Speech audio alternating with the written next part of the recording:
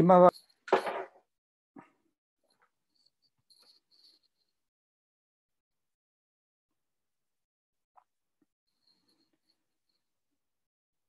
Voy a parar un poquito el video.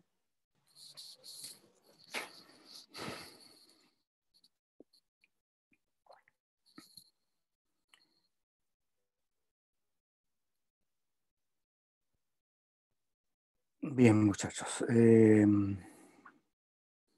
Bueno, ayer, ¿no es cierto?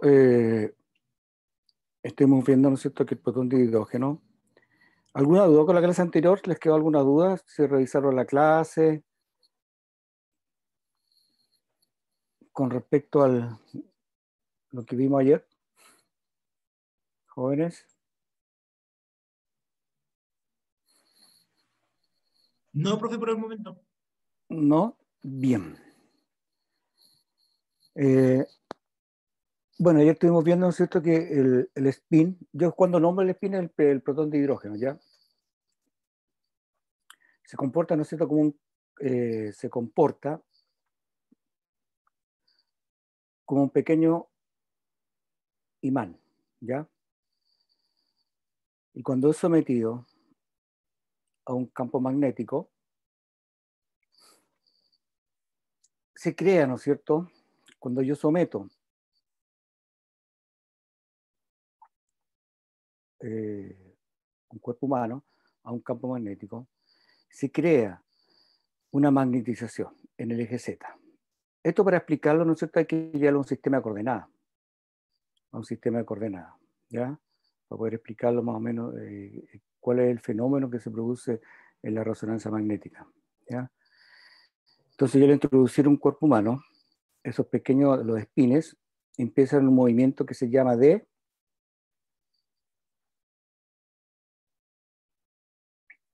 ¿cuál es el movimiento que se empieza a producir, ¿no es cierto?, cuando yo introduzco el cuerpo humano en un campo magnético? ¿La precesión, profe? Ya el movimiento de precesión, ¿no es cierto? Y se crea, ¿no es cierto?, un movimiento de precesión en la cual los espines empiezan a girar, ¿no es cierto?, hacer un movimiento peonza, producto, ¿no es cierto?, que reacciona ante el campo magnético, producto de su momento bipolar magnético que tiene el spin, y hace una especie de torque y empieza un movimiento de peonza, ¿ya? Al introducir el cuerpo humano, se produce una magnetización, ¿ya?, del cuerpo humano, de todos los espines, en la cual unos quedan en forma paralela, ¿no es cierto?, los de menor energía, y quedan otros en antiparalelos de mayor energía, ¿ya? Absorben, ¿no es cierto?, las líneas de fuerza del campo magnético. Vamos a tener espines, ¿no es cierto?, que van a estar en forma paralela y en forma antiparalela o sea, de menor energía y de mayor energía, ¿ya? Pero ahí se produce una magnetización longitudinal, que yo lo había dicho, ¿no es cierto?, que no era cuantificable, ¿ya? Al llevarlo a un sistema de coordenadas, esta magnetización longitudinal, tenemos el eje Y y tenemos el eje el eje X, ¿no es cierto? Entonces, la magnetización que se produce dentro del voxel, ¿ya?, están todos, ¿no es cierto?, en precesión. Vamos a tener espines, ¿no es cierto?, unos van a estar más adelantados que otros, otros más atrasados con respecto a otros, porque va a depender del ambiente bioquímico donde esté el spin, va a ser su movimiento de precesión. No todos van a estar con la misma precesión, quiero decir que no van a estar todos con la misma frecuencia, entonces vamos a tener algunos spins que van a estar desfasados, porque absorbieron, ¿no es cierto?, las líneas de fuerza del campo magnético, y ahí se produce una magnetización longitudinal. Y esa magnetización longitudinal no es cuantificable, ¿ya? Vamos a tener diferentes espines, dependiendo dónde se encuentre el spin, vamos a tener diferentes precisiones, ¿ya? Diferentes frecuencias. En el eje X y en el eje Y hay también una magnetización, pero todavía no se ha producido, ¿ya? Y esa magnetización en el eje Y y en el eje X y en el Y es cero, ¿ya? Es nula. Y lo mismo, ¿no es cierto?, de lo anterior, solamente que estamos viendo el paciente, y esa magnetización longitudinal sigue el eje longitudinal, ¿no es cierto?, del eje longitudinal del imán, ¿ya?, a lo largo del imán, de sur a norte.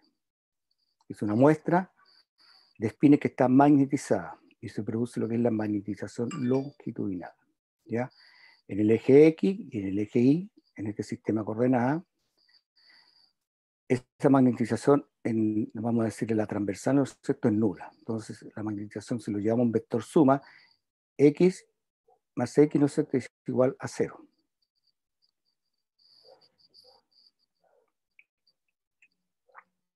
¿Ya? No cuantificable. Pero cuando yo aplico un pulso radiofrecuencia, ya, un emisor de radiofrecuencia, una onda electromagnética, que va a una frecuencia de 63 MHz, para entrar en resonancia con nuestros espines, ¿no es cierto?, que tiene una frecuencia, de acuerdo a la ocasión del Larmor,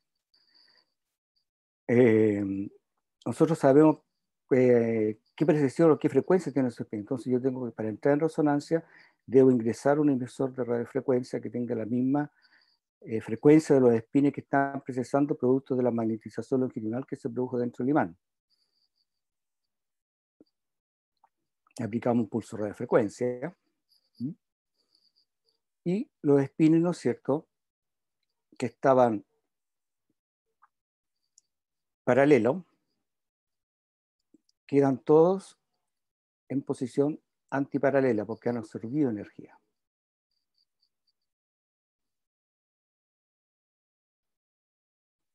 De acuerdo a la ecuación del Larmor, ¿no es cierto?, nosotros sabemos qué precisión tienen los espines dentro de un campo magnético.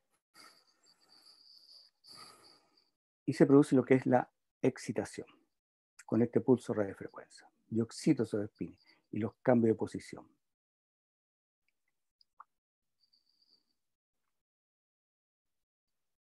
Esto lo vimos ayer, ¿no es cierto?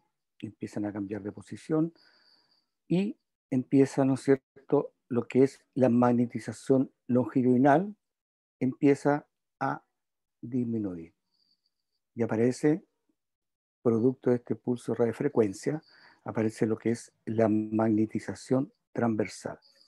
Disminuye la magnetización longitudinal, producto que los espines que estaban paralelos se van a la posición antiparalela de mayor energía, ¿ya?, con este pulso de radiofrecuencia. Yo ayer le decía que este pulso de radiofrecuencia es sumamente rápido, ¿ya?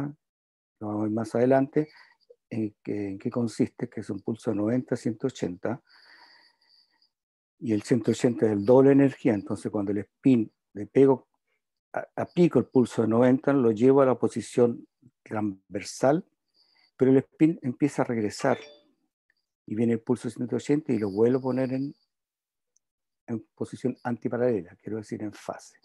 De ahí se crea lo que es la magnetización transversal. Aumenta la magnetización transversal, empieza a crecer y empieza a decrecer lo que es la magnetización longitudinal, producto de este pulso de radiofrecuencia. Se crea lo que es la magnetización. Entonces, la magnetización transversal ya no pasa a ser distinta de cero. En un principio, ¿no es cierto?, cuando estaba sin emitir el pulso de radiofrecuencia, la magnetización transversal era igual a cero, pero ahora se transforma, ¿no es cierto?, en distinto de cero.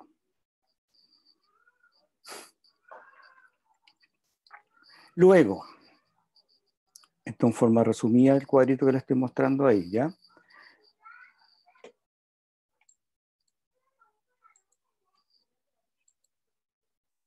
Espera un poquito.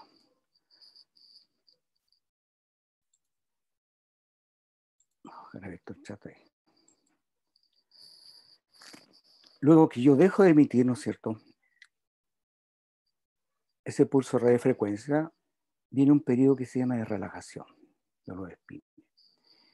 Y en ese periodo de relajación, la magnetización transversal se empieza a disminuir y empieza a recuperarse la magnetización longitudinal, ¿ya? De ahí se produce una señal. Cuando el spin empieza a regresar de la posición transversal, empieza a regresar a su posición original, se produce emiten una señal, ¿ya? Y esa señal va a depender de en la estructura o en el ambiente bioquímico que esté el spin.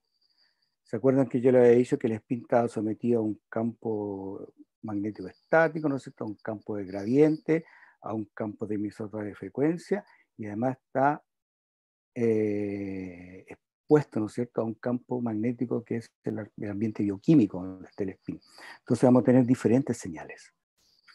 Después que yo dejé de emitir el pulso de radiofrecuencia.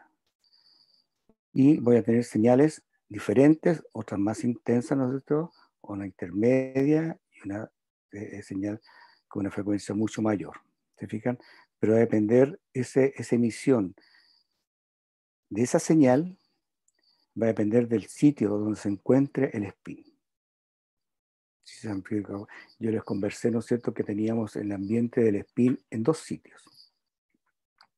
En agua ligada, ¿no es cierto?, y en agua libre.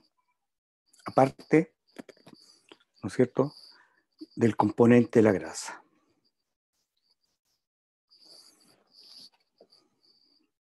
Bien, esto es lo mismo, pero un poquito más. Cuando yo introduzco, ¿no es cierto?, el voxel, voy a leer el cuerpo humano, ¿no es cierto?, pero un voxel, lo someto a un campo magnético, se produce lo que es la magnetización nuclear. Toda la muestra se magnetiza. Entonces los spins empiezan con un movimiento de precesión, ¿ya? En forma de peonza, empiezan a girar sobre sí mismos, ¿no es cierto? Vamos a tener spins, ¿no?, que van a tener la misma frecuencia, o sea, van a tener la misma energía absorbida, producto de haberlos puesto al campo magnético, que van a tener la misma energía, pero van a estar en sentido contrario, eso se van a anular. Eso no quiere decir que desaparezcan. Acuérdense que este voxel es dinámico, ¿ya? Es dinámico, entonces no quiere desaparecer, simplemente se anula, ¿ya?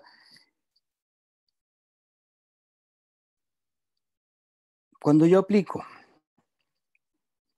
un pulso de radiofrecuencia, que es un pulso de excitación, ¿no es cierto?, la magnetización lo llevo a la posición transversal y se produce lo que es la magnetización transversal.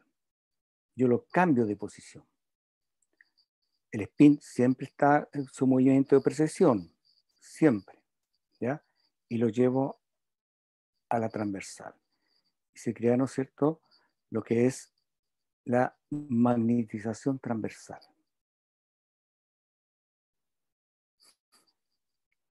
Tanto en el eje X como en el eje Y. Cuando yo dejo de emitir este pulso de radiofrecuencia, comienza un fenómeno, ¿no es cierto?, un fenómeno que se llama de relajación. Este fenómeno es simultáneo, simultáneo. Y en ese periodo, en esa relajación, ¿no es cierto?, cuando el spin empieza a regresar a la longitudinal, produce una señal, producto de la absorción de energía. Entonces yo tengo que liberar la energía de alguna forma, y libera esa energía en una forma de una señal, que es un tipo de corriente alterna. Cuesta imaginar que la imagen, ¿no es cierto?, por resonancia magnética, nosotros estamos recibiendo la señal del átomo, del protón, sumamente pequeño, o sea, esa señal nosotros estamos captando. Entonces, claro, bueno, no es parte, ¿no es cierto?, pero esta señal nosotros tenemos que amplificarla, eso sí, ¿ya? Y eso lo hace el equipo. Hay un amplificador, un preamplificador que amplifica la señal, porque estamos adquiriendo una señal que es del átomo, del protón de hidrógeno,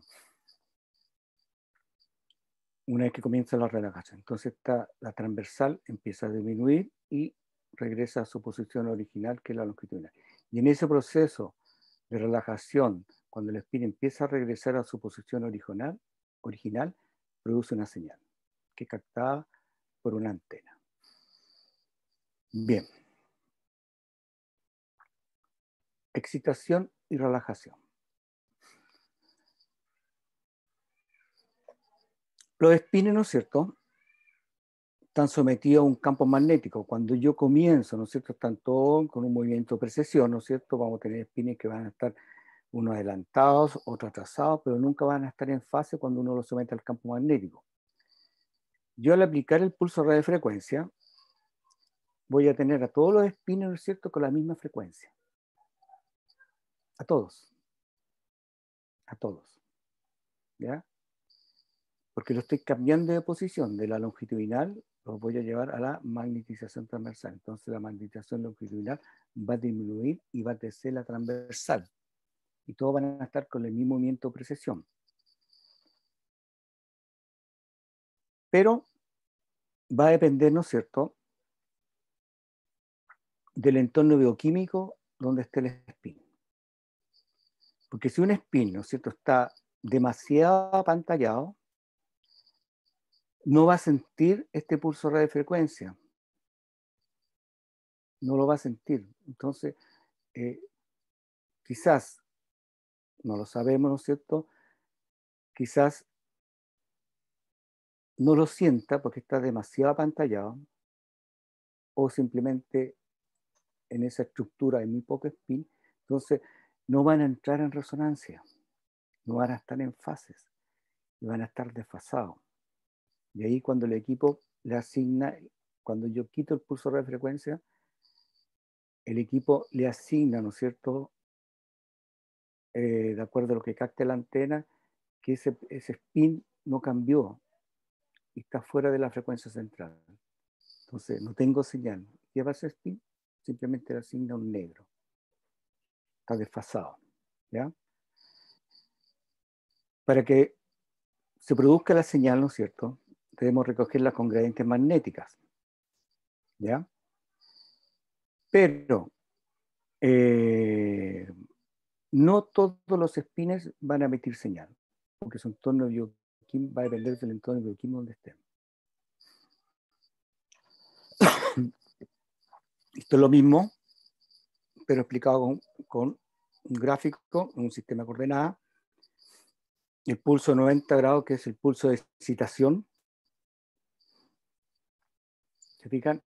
Empieza un movimiento de nutación, el spin, una especie de nutación, y se va al eje transversal.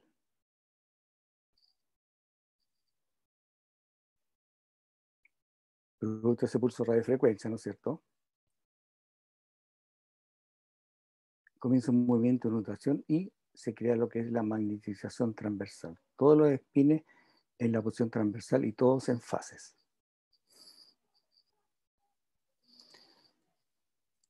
Cuando dejo de emitir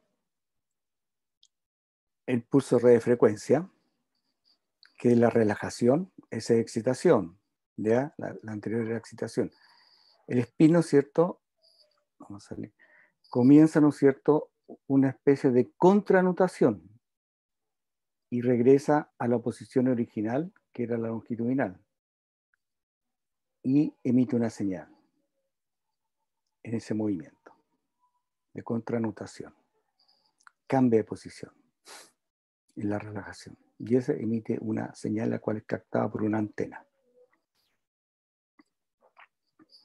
Es el movimiento de nutación, cuando el spin se va a la transversal producto de la excitación del pulso 90, y después comienza, ¿no es cierto?, el proceso de contranutación en la cual después de dejar de enviar el pulso de radiofrecuencia, el spin regresa a su posición original. Y obtengo una señal, que es la señal de resonancia.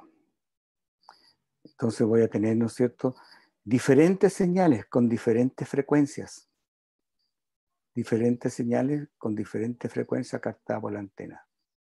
¿Ya? Va a depender del entorno bioquímico donde esté el spin.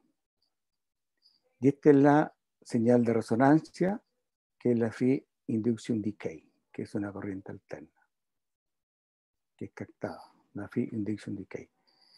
Y esa es la señal, ¿no es cierto?, que nosotros obtenemos en el fenómeno de resonancia magnética. El proceso de relajación, de magnetización, de excitación y relajación, en la relajación el proceso es simultáneo, ambos procesos. Y se produce, ¿no es cierto?, una curva de decaimiento, que es la característica curva de T2. Tenemos una magnetización longitudinal. Al aplicar un pulso de radiofrecuencia se produce la magnetización transversal. Cuando yo dejo de emitir el pulso de radiofrecuencia, se produce una relajación longitudinal, ¿no es cierto?, y una relajación transversal. Eso me faltó decirle. Y esta es la famosa Free Induction Decay, que es la FID, que es la señal de resonancia cuando yo cambio de posición los espines a la posición transversal. Y esto en un tiempo, en un determinado tiempo. Es una curva de decaimiento.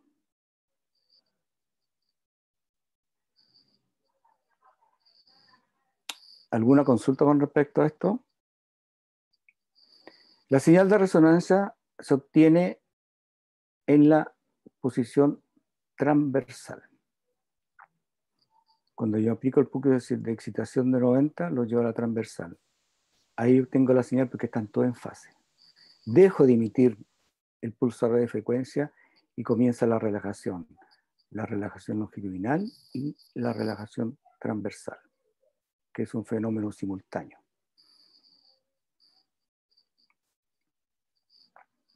Se aplica el pulso de radiofrecuencia, se crea la magnetización transversal, se deja emitir el pulso y se produce lo que es la relajación longitudinal y la relajación transversal. La relajación longitudinal, ¿no es cierto?, va de mayor a menor, cuando el espín empieza a emitir, empieza a deshacerse, ¿no es cierto?, de la energía absorbida. Entonces, como decayó la longitudinal, ¿se fijan?, y aumentó la transversal, en la relajación longitudinal empieza a crecer la longitudinal. Y esta es la característica curva T1 en un determinado tiempo. Como la magnetización transversal, ¿no es cierto?, había aumentado y después yo dejo de emitir el pulso de radiofrecuencia, el pulso de excitación, empieza a decrecer. Entonces va de mayor a menor. Y esta es la curva característica de T2. Aquí los espines eliminan energía, lo entregan al medio, que es la relación spin-látex. El spin, ¿no es cierto?, dependiendo del medio donde esté, va a transmitir su energía. Y ahí se produce la relación spin-látex o spin-medio. Y cuando los espines están en la transversal, es bastante coherente, ¿no es cierto?, sus fases de los espines. Entonces, cuando yo dejo de emitir el pulso de radiofrecuencia, se dice, ¿no es cierto?, que esto es una pérdida de coherencia de la fase de los espines. Hay una pérdida de coherencia. Entonces ahí vemos nosotros, ¿no es cierto?, los diferentes tejidos.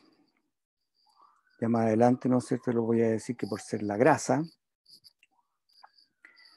su T1 es corto, después me van a entender ese concepto, y su T2 es intermedio. Podríamos decir corto. ¿Ya? Son constantes de tiempo. El T1 y el T2 son constantes de tiempo. Entonces acá tenemos la curva característica de T1, que es una constante de tiempo. Y acá tenemos la curva característica de T2, que también es una constante de tiempo.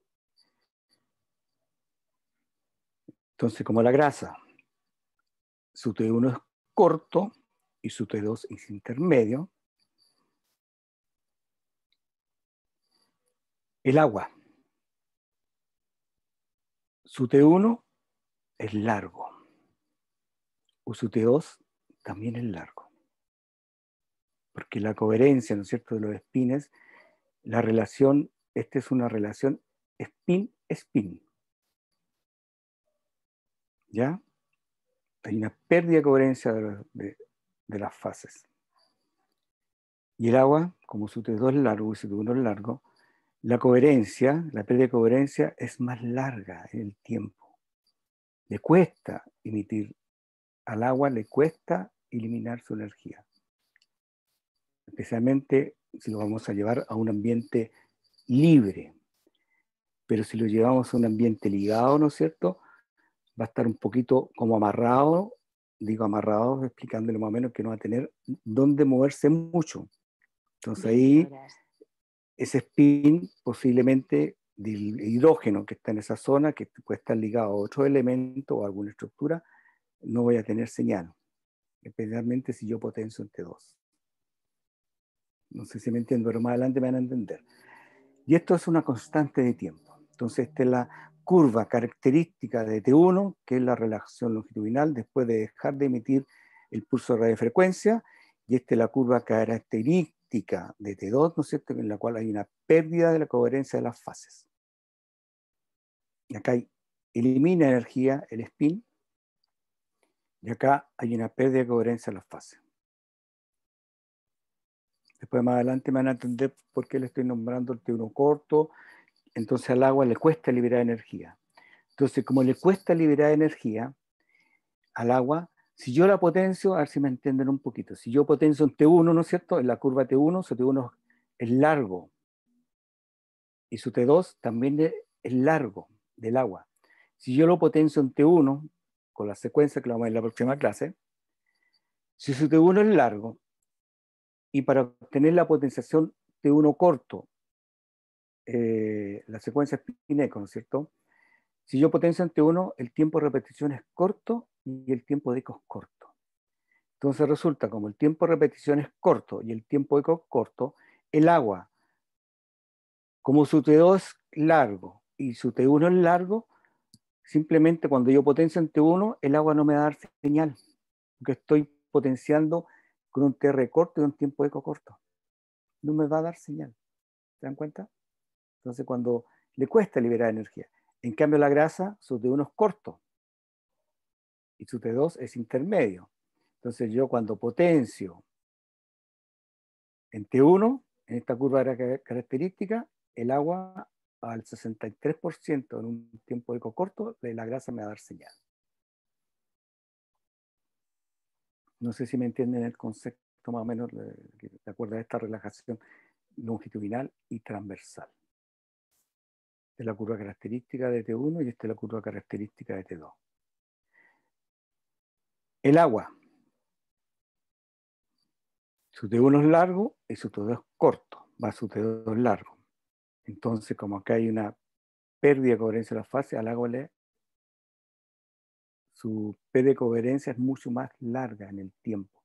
Entonces, cuando yo potencio en T2, tiempo de repetición largo, tiempo de eco largo, tengo el tiempo suficiente, ¿no es cierto? Como la coherencia, la P de coherencia del agua es lenta, como tengo un tiempo de eco largo y tengo un tiempo de repetición largo, entonces en T2 los líquidos me van a dar señal. La grasa siempre va a dar señal, ¿ya? Pero menos intensa que T1, en T2. A pesar que ustedes me dicen, sí, pero tiene T1 corto y tiene un T1 intermedio, entonces ¿por qué va a dar señal? No, siempre va a dar señal, siempre. Más adelante lo vamos a dejar más claro esto, ya, pero le quería explicar acá cuál es el fenómeno que se produce con esta relajación longitudinal y la relajación transversal, producto de este cambio, ¿no es cierto?, con el pulso de excitación al llevarlo a la transversal. ¿Alguna duda con respecto a estos jóvenes? Ya van a entrar en este mundo van a ir entendiendo los conceptos. Bien. Entonces, cuando yo dejo de emitir el pulso radiofrecuencia, comienza el proceso de relajación y se produce una relajación longitudinal en la cual hay entrega de energía al medio y una relajación transversal que es la pérdida de coherencia de los espines. El agua es más coherente es más coherente en la pérdida de energía. Es mucho más coherente, mucho más largo, mucho más reposado. Especialmente estoy hablando de agua libre, pero no así de la grasa. Entonces, debido a que su T2 intermedio, ¿no es cierto? Y en la grasa, los spins están más juntitos, me va a dar señal siempre. En T2. Y en T1 también. Bien. Tenemos excitación y el pulso de radiofrecuencia. Se excitan los spins, ¿no es cierto? Después viene la relajación y se produce esta señal que es la señal de Free Induction Decay. Si se fijan, ¿no es cierto? Esta curva de T2 es asintótica. Quiere decir que nunca llega a la base del eje transversal. Va de menor, o sea, de mayor a menor. Disminuye. Y esta crece en el tiempo, en un tiempo determinado. Por eso se dice que T1 y T2 son constantes de tiempo de los tejidos. Eso me faltó agregar. Es una constante de tiempo de los tejidos. El T1 y el T2.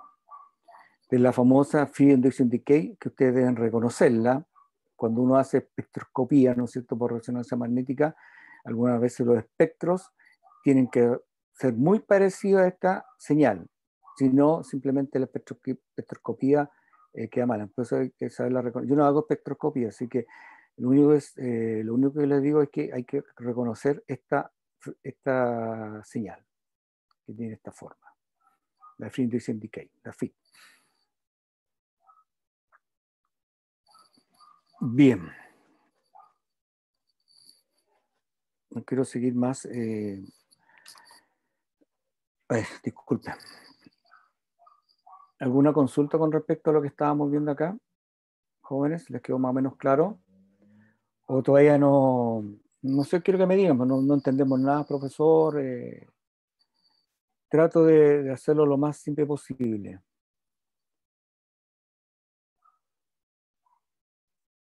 ¿Alguna duda con respecto a esto, jóvenes? Profesor, una consulta Victoria. respecto al concepto de apantallamiento. ¿Me lo puede explicar mejor, por favor? ¿O repetir? Que no lo capté muy bien.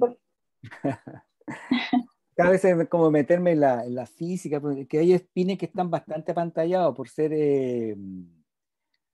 a ver, el sector del músculo o del tendón. Hay algunas veces, ¿no es cierto?, que el spin,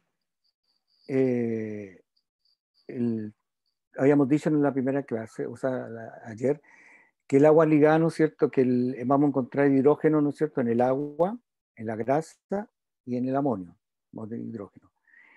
Y como está acompañado del oxígeno, generalmente el oxígeno es muy electronegativo y dependiendo de la molécula, ¿no es cierto?, que está asociada al agua, si está agua libre o agua ligada, ¿no es cierto?, dependiendo, el oxígeno es muy electronegativo, su hidrógeno, sus dos hidrógenos que tiene, sus dos electrones, quiero decir, pasan más en la casa del vecino, ¿no es cierto?, que propiamente tener el hidrógeno. Entonces, pierde, ¿no es cierto?, un poco su apantallamiento. Pero hay estructuras, ¿no es cierto?, en la cual el hidrógeno va a estar, por ser en el caso de la grasa, con elementos carboxilos, entonces van a estar bastante apantallados. En el caso del tendón, que le decía, hay espines, quizás en menor cantidad, pero ese espines, por el entorno bioquímico que tiene, ¿no es cierto?, rodeado de otra estructura, va a estar enlazado con otra estructura, entonces va a tener muy poco movimiento. Y no va a sentir, ¿no es cierto?, la influencia del pulso radiofrecuencia y va a estar a una precisión diferente. ¿Por qué? Porque está apantallado con otra estructura, otros compuestos. Entonces, generalmente el tendón, tanto en T1 y en T2, no me va a dar señal, porque el hidrógeno de esa zona está con otra estructura y no sienten ellos, no sienten el pulso radiofrecuencia, no siente el pulso radiofrecuencia. Por eso le decía, cuando uno introduce el cuerpo humano, vamos a tener diferentes espinas en diferentes entornos bioquímicos. Van a estar todos con precisión, pero no todos van a estar en fase. cuando yo someto al campo magnético. Van a tener diferentes frecuencias dependiendo del entorno bioquímico. Entonces ese spin que está en el tendón está apantallado con otra estructura. Entonces cuando comienza el proceso de excitación y después comienza el proceso de relajación, ese spin va a estar fuera, siempre se habla que va a estar fuera de lo que es la frecuencia central. Generalmente a través de la gradiente magnética, el corte, la gradiente de corte junto con el pulso radiofrecuencia, yo necesito alterar el campo magnético con el pulso radiofrecuencia. Va junto con la gradiente de corte porque estoy eligiendo la zona donde voy a hacer el corte, donde voy a alterar el campo magnético de esa zona. ¿Ya? Y después con la gradiente de fase y de frecuencia yo capto la señal. ¿Ya? Entonces, ese sector del tendón, a pesar que estuvo el pulso de frecuencia, estuvo de la gradiente, siempre el tendón, tanto entre 1 y entre 2, no va a dar señal, porque está demasiado apantallado. No siente la fuerza del campo magnético cuando lo introduzco, no siente el pulso de frecuencia. Por eso dice que ese spin está apantallado. Entonces, cuando ya obtengo la señal, el equipo, ¿no es cierto?, de acuerdo a la fase y de acuerdo a la frecuencia y el corte, va a determinar, ¿no es cierto?, que ese spin en esa zona no tengo señal. ¿Y qué le asigna el equipo? A través de la transformada de Fourier. ¿Qué le asigna a ese equipo? Cuando no tengo señal. Y si no tengo señal, simplemente le asigno un negro. No sé si me entiende el concepto de apantallamiento. El concepto de apantallamiento, meterse, ¿no es cierto?, entrar un poquito en la física, más que nada. Pero no quiero entrar yo en el nombre, ¿no?, porque los spins en la estructura del cuerpo tenemos spins en todas las zonas. En el calcio, ¿hay spines o hay pocos spines? Estoy hablando del calcio, no estoy hablando del hueso. El calcio, ¿contiene spines de hidrógeno?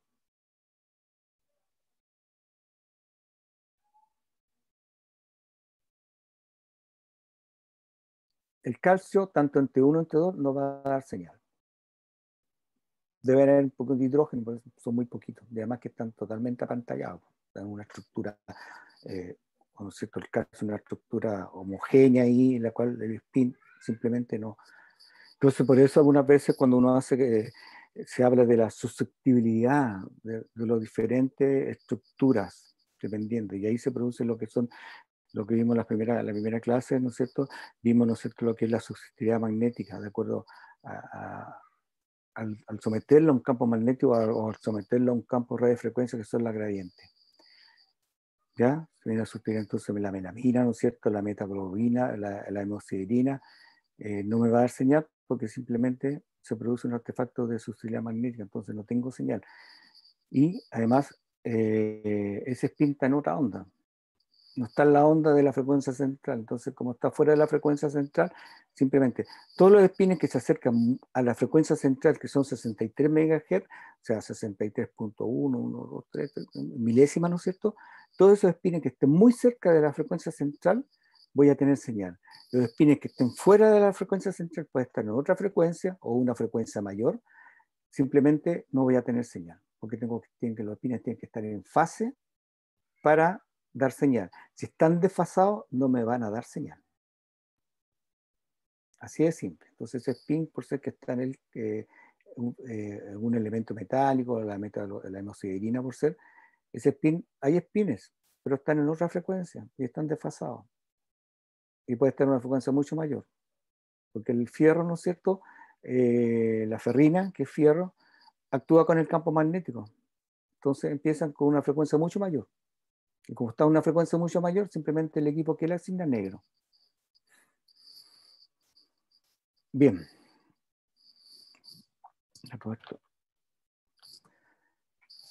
Vamos a resumir, voy a compartir la pantalla del otro lado. Vamos a hacer, tengo un video ahí que voy a compartir acá. Ahí donde está. A ver si me entienden un poquito más. ¿A dónde se fue este muchacho? Voy a parar un poquito el video.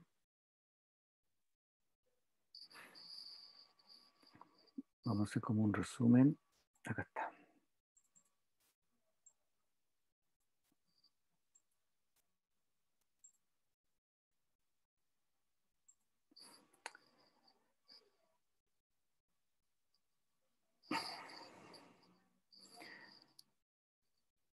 Va sumamente rápido, de todas maneras se lo voy a subir, pero más o menos es un resumen, ¿no es cierto? Lo tuve que llevar a un CD, es un CD de la Siemens, que son principios básicos de fenómeno de resonancia. Vamos a ver un poquito el video. Se llama tomógrafo por resonancia magnética. Entonces, es un CD. El problema es que este CD, fíjense, tiene principios básicos de fenómenos, las secuencias espinéticas, la secuencia coherente, refase, fuga, la geografía, bueno, eso fue la secuencia de pulso por preparación, vienen todos esos temas, ¿ya? Pero el CD no funciona en los computadores, digamos, con Windows. Bueno, yo tengo el Windows 8 y me funcionó, pero ya con el Windows 10 no funciona. Entonces, que meterse a la parte de macromé, meterse a la parte del video, ¿no es cierto?, para que funcione. Entonces, funciona solamente con el CD. Entonces, yo hice una recogida, ¿no es cierto?, del CD con un grabador de pantalla y lo llevé a esto. Entonces, los otros los voy a ir mostrando de a poco, lo voy a ir haciendo de a poco. Este primero que hice, lo hice el año pasado. Pero a los niños no se los expliqué, simplemente se los subí para que lo vieran. A ustedes también se los subí para que lo vean, pero vamos a ir viendo rápidamente, ¿no es cierto?, los principios básicos, el diagrama, ¿no es cierto?, el resonador, y el resonador cuesta, ¿no es cierto?, esto lo vamos a ver en el laboratorio, por un poco más. ¿Sí? Está el imán, ¿no es cierto?, está el suministro eléctrico, está el emisor y receptor de alta frecuencia, está el procesador de imágenes, ¿no es cierto?, la memoria principal del disco, ¿no es cierto?, del computador, y están las gradientes magnéticas que están en el eje X y Z, y el control. Pupitre de evaluación, ¿no es cierto?, bastante entretenido. Bueno, habla de los componentes de un imán superconductor. ¿Cuáles son los componentes? Y acá muestro, ¿no es cierto? Esta es la torreja, le digo. ¿Ya? Las espiras son generalmente de cobre con hilios de titanio NIO. Esa es la espira del conductor, ¿no es cierto?, que le hace pasar una corriente y en un ambiente de helio líquido produzco la superconducción. Ahí muestra, ¿no es cierto?, la bobina de Skimming. Esa bobina de Skimming es la bobina de homogeneización del campo magnético. Yo tengo que tener una bobina que homogenice el campo magnético. La bobina gradiente y la bobina de radiofrecuencia.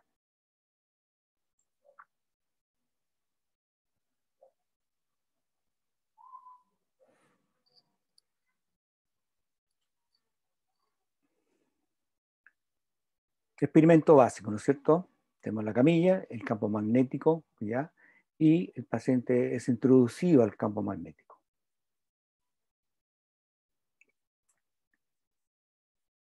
Se produce un pulso de radiofrecuencia, después el impulso es desactivado, ¿no es cierto? Y los espines remiten una señal, emiten una señal.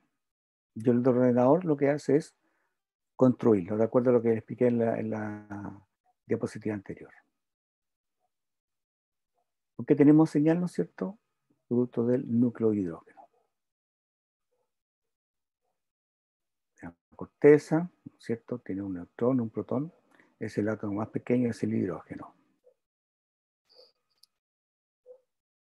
El cuerpo humano contiene, ¿no es cierto?, bastante agua.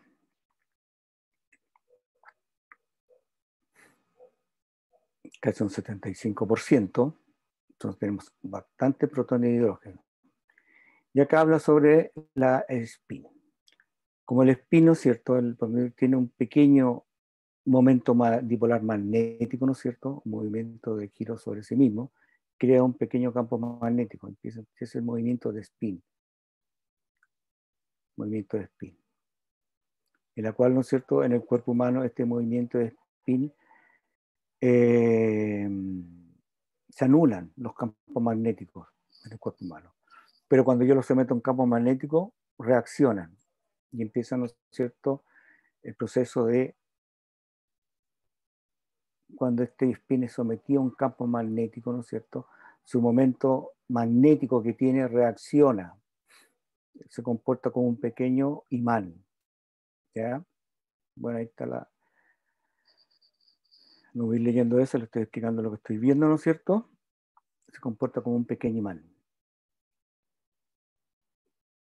Se aplica un campo electromagnético, empieza un movimiento que se llama de precesión y se alinea, ¿no es cierto?, en el eje longitudinal del campo magnético, en la cual se produce lo que es la magnetización, ¿no es cierto?, longitudinal. Vamos a tener espines que van a estar, ¿no es cierto?, en forma antiparalela dentro del campo magnético.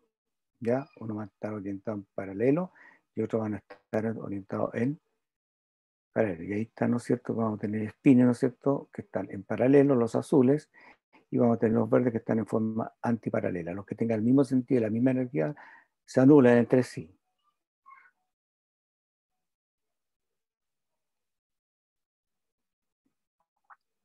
Entonces, ¿cuáles son los principales? Son los que estaban, ¿no es cierto?, los espines que estaban en forma paralela, de menor energía, porque esos espines fueron los que absorbieron energía. Y este es el más importante dentro de la resonancia magnética, dentro de la tomografía por resonancia magnética.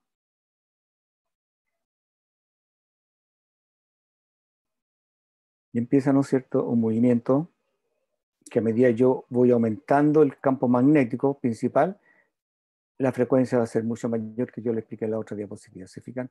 Acá está explicado un poquito así, más para que vean el proceso, cómo se produce esto. Y eso lo sabemos, ¿no es cierto?, gracias a esta ecuación, que es la ecuación del árbol. Sabemos cuál es la frecuencia de precesión, ¿no es cierto? Conocemos la constante de giro magnético de hidrógeno, ¿no es cierto? Y también conocemos el campo magnético, en este caso, de un Tesla, que son 42.5 MHz.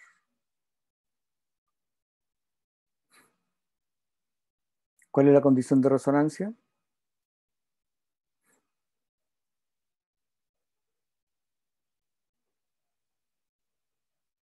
Necesita un pulso radiofrecuencia para cambiarlo de posición. Entonces se produce lo que es la magnetización longitudinal, lo que le acaba de explicar, ¿no es cierto?, en el eje del campo magnético. Yo al someterlo al campo magnético con el pulso radiofrecuencia, ¿no es cierto?, lo llevo a un eje coordenada, magnetización. Se produce con el pulso de excitación, un pulso 90, y lo llevo, ¿no es cierto?, a la transversal. Y esa sí puede medirse. En cambio, la longitudinal no es cuantificable. A esto se llama, yo le hablé, ¿no es cierto?, ayer con respecto al vector suma, porque estoy sumando. El pulso 90 sí lo puedo explicar como vector suma, pero el pulso 180 no. Al aplicarle al punto de radiofrecuencia. En un pulso de radiofrecuencia, lo llevo a toda la posición transversal, todos los espines, disminuye la longitudinal y aumenta la transversal, la longitudinal. Dejo de emitir, ¿no es cierto?, el pulso de radiofrecuencia, ¿no es cierto? Bueno, ahí se dice que se produce la magnetización transversal con el pulso de radiofrecuencia.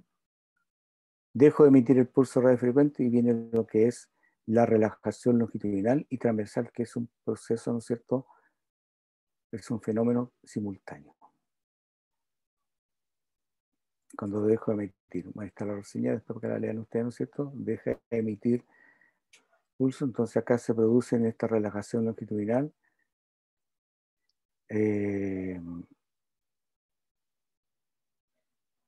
disipación, ¿no es cierto?, de la energía absorbida, tengo que eliminarla, y se produce lo que es la relajación longitudinal. Y la relajación transversal, ¿no es cierto?, es la pérdida de coherencia de los espines. Acá están todos en coherencia, se fijan, están todos en fase. Cuando viene la relajación, ¿no es cierto?, se recupera la transversal y se produce esta señal que es la señal, la phi index decay.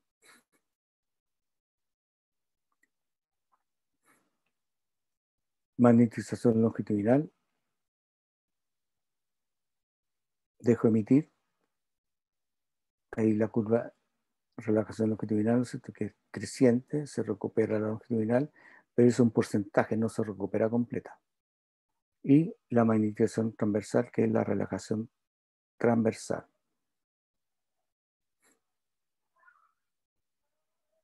Esta es la curva T1 y esta es la curva T2. Por eso dicen que T1 y T2 son constantes de tiempo de los tejidos. Es como un resumen de todo lo que hemos visto, pero un poquito más, si fijaron, más... eso lo voy a subir este fin de semana para que lo tengan. Se lo voy a mandar a María Ignacia para que se lo compartan, pero más o menos ahí usted van teniendo el video y lo van leyendo. Con ese video, no sé si es que un poquito más claro el fenómeno que se produce, no metiéndonos tanto en la física, ¿eh? No entrando mucho en la física. Ahí les queda la duda, por ser recién Victoria le queda la duda qué es el apantallamiento, por eso va dentro del fenómeno físico. Trato de no introducir mucho en la física para que entiendan este fenómeno, pero espero que vayan entendiendo a poquito cuál es el proceso que se produce dentro de la resonancia magnética. Bien. Sí, profe, gracias. En realidad con esas cosas se entiende mejor. Sí, pues, con cosas, videos, cosas por el estilo, se entiende mucho mejor Bien. A ver si les quedó algo en su memoria.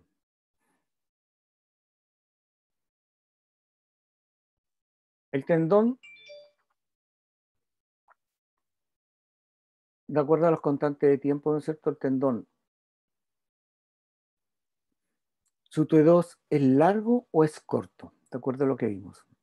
Su constante de tiempo, el tendón. ¿Su T2 es largo o es corto? Me encanta hacer la pregunta, no sé. A ver si me entendieron de lo que vimos en la clase. O sea, yo trato de explicarlo lo más. Cuesta algunas veces. Estos conceptos de resonancia cuesta entender un poco, ¿ya? Y lo otro cuesta grabarlo en la cabeza. Algunas cosas se me olvidan a mí, por eso tengo que estar constantemente. Cuando entren en el mundo de la resonancia, es un mundo que van a estar constantemente, van a tener constantemente estar leyendo, recordando.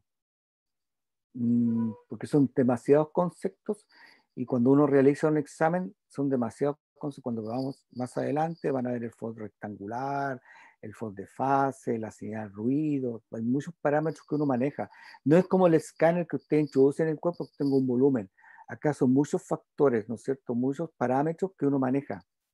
Entonces, algunas veces uno se olvida de algunas cosas, entonces hay que estar recordando, esto corresponde a esto, ¿me entiende? Pregunta, el tendón, ¿su dedo es corto o es largo? En cuanto a la constante de tiempo de ese tejido, ¿su dedo es largo o es corto del tendón?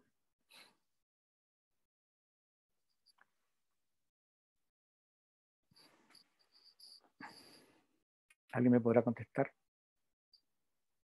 Su T2. Habíamos dicho, ¿no es cierto?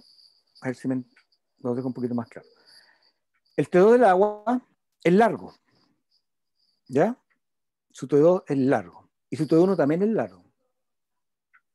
El tendón Cuando entonces yo debe lo ser corto, tiene poca agua, es más fibroso. Bien. Su T2 es corto, ¿no es cierto? Y los espines están más apantallados. Lo quiere decir que cuando yo lo potencio en T2, voy a obtener señal del tendón, ¿sí o no?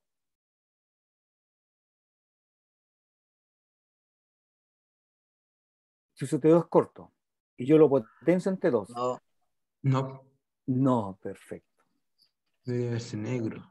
es negro. Por eso T2 es corto. Y el tendón, ayer lo vimos y no sé qué me contestó. ¿Qué pasa cuando se alarga el T2 del tendón? cuando se inflama. Cuando se inflama. Perfecto, ¿por qué? Una tendinitis, por ejemplo, debería verse un dedo alargado.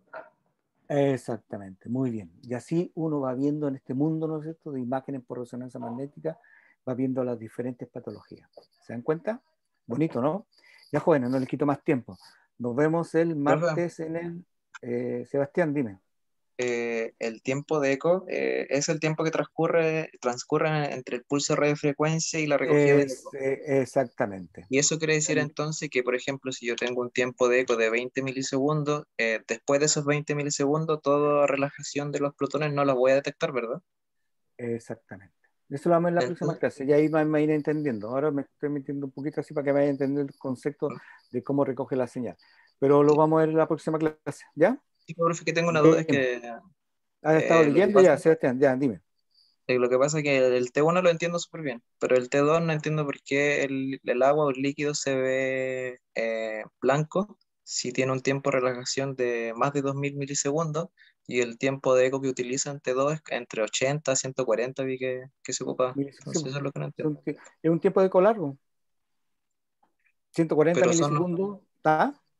Es es que son largo. en tipo ¿Ah? 80 a 140 milisegundos Sí, po. contra 2000 milisegundos, entonces me encuentro como que no coincide.